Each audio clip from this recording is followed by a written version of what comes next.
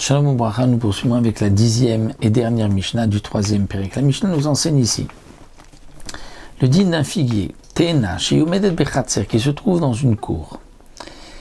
Nous avons vu que la cour va fixer le maaser. Des fruits qu'on a fait rentrer dans une cour, comme si on les avait fait rentrer dans la maison, on ne pourra pas les consommer tant qu'on n'aura pas prélevé le maaser, parce qu'il y a une kuviout par la cour, par la maison, pour les fruits qu'on a fait rentrer dedans. Et de même, nous avons vu que pour un figuier qui avait poussé dans la cour, on pourra prendre une figue une par une, mais si on prend deux figues, c'est comme un gmar melacha, on a terminé, on a réuni, et là le fait que ce soit dans une cour, eh bien ça rend une obligation de maaser dans sa propre cour, puisqu'il faut que ça nous appartienne. Et donc, on devra prélever le maaser si on prend deux figues. Ici, la Mishnah va nous parler du cas où le figuier se trouve le tronc dans la cour, mais il y a une branche qui est en dehors de la cour. Si on prend des fruits de cette branche, on en prend deux. Est-ce que il y aura une obligation de maaser ou pas? Le tronc se trouve dans la cour, mais la branche à l'extérieur. La Mishnah nous dit Te'ena, sheyomedet bechatzer. Le figuier qui se trouve dans la cour, venota lagina, il y a une branche qui sort dans le jardin d'à côté. Ochel kedarko patour. On peut manger normalement et on est dispensé. Et on peut manger même deux, on est dispensé parce que la branche n'est pas dans la cour. Ce qui est dans la cour est dans la cour, ce qui ne l'est pas n'est pas, et donc il n'y a pas d'obligation de trumot ou masrot. Inversement, omedet bagina v'notal chatzer. Si le tronc se trouve à l'extérieur, dans un jardin, mais la branche se trouve à l'intérieur dans la cour, là, ochel achat achat patour. On ne pourra manger que une figue, une par une. Vim tseraf, si on en a pris deux, la chayav. Parce que ce qui se trouve dans la cour est fixé par le maaser. Maintenant, omedet baaretz v'notar chutz laaretz. Puisqu'on parle de branches, la Mishnah continue et nous dit un arbre qui se trouve le tronc en Eretz Israël, mais il y a une branche qui est en dehors d'Israël, ou le contraire. Bechutz laaretz, le tronc est en dehors d'Israël et la branche est en Eretz Israël. Est-ce qu'on doit prélever trumot ou maasrot ou pas? Est-ce qu'on considère que les fruits sont en Eretz Israël ou en chutz laaretz? Alors la Mishnah va nous dire ici, akol olech haraikar, tout dépend du tronc. Où se trouve le tronc? Là où se trouve le tronc, les fruits qui se trouvent dans la branche, on les ramène au digne du tronc. Si le tronc est en Eretz Israël, même si les fruits sont en dehors d'Israël, il y a une obligation. Et inversement, si le tronc est en dehors d'Israël et que la branche, les fruits sont en Israël, c'est comme si en chutz laaretz. Un autre cas que la Mishnah nous parle ici, bebaté arichoma, dans les maisons entourées de murailles. Nous avons des halachot différentes lorsque quelqu'un a vendu une maison qui se trouve dans une ville entourée de murailles. Il y a des halachot dans quel cas il peut racheter la maison et dans quel cas il ne peut pas racheter la maison. Dans Baté Arichoma, ça peut être une maison, ça peut être donc un arbre qui est à l'intérieur de la muraille. Il pourra racheter uniquement donc la première année, et s'il ne rachète pas, ensuite c'est perdu, il ne pourra pas le récupérer.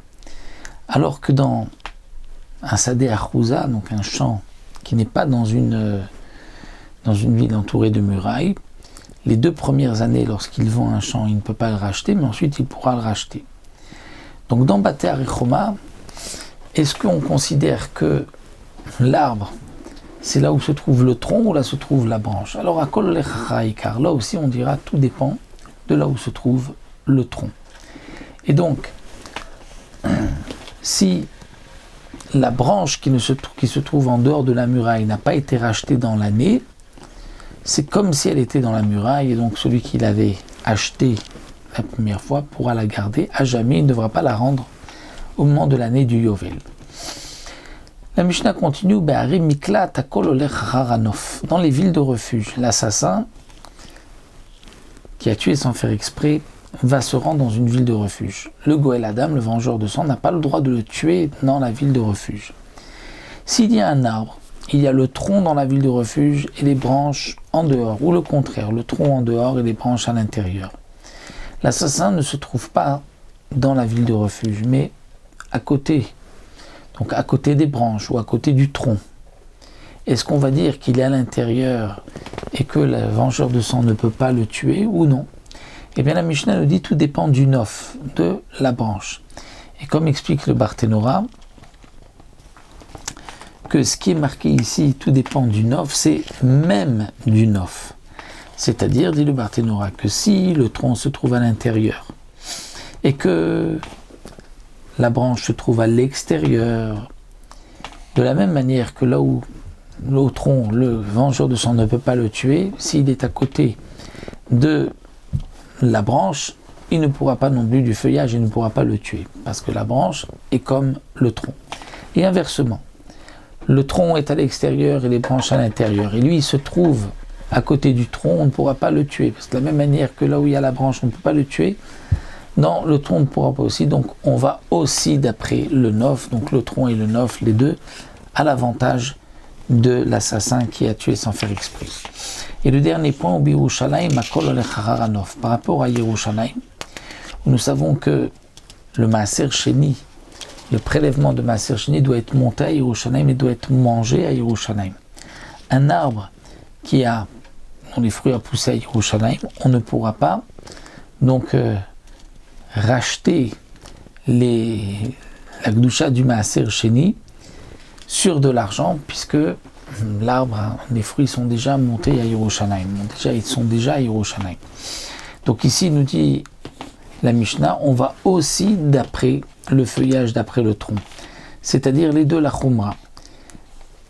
Si le tronc se trouve à l'extérieur et le feuillage à l'intérieur, de la même manière que les fruits sont du feuillage, on ne peut pas, ou si on a mis des fruits, on ne peut pas les racheter, parce qu'on ne peut pas racheter le Maaser à Yerushalayim. Au tronc, on ne pourra pas aussi le racheter, même qu'il est en dehors. Et inversement aussi, si le tronc est à l'intérieur et le feuillage à l'extérieur, de la même manière que là où se trouve le tronc, on ne peut pas racheter, on ne pourra pas non plus racheter là où se trouve le feuillage, puisqu'on tient compte aussi donc et du tronc et du feuillage par rapport au din. Est-ce qu'on peut racheter les fruits qui se trouvent sur cet arbre-là, étant donné que, comme nous l'avons vu, il y a un din que le Pidyon Maaser Sheni ne se fait que pour les fruits qui sont en dehors de Yerushalayim, mais pas lorsqu'ils se trouvent à Yerushalayim, même dans Yerushalayim.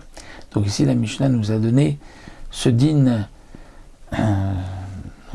au passage, puisque nous avons vu ici par rapport à l'arbre et à la branche, par rapport donc à ce din que nous avons vu pour la kviout du Khatser, pour le Maaser, et bien au passage la Mishnah nous a enseigné aussi ce qui dépend du tronc ou ce qui dépend du feuillage, comme nous l'avons vu donc aussi pour le din, donc de ne pas pouvoir à Yerushalayim racheter que en dehors de Yerushalayim et pas à l'intérieur de Yerushalayim, mais aussi manger des fruits que à l'intérieur de Yerushalayim et pas en dehors de Yerushalayim.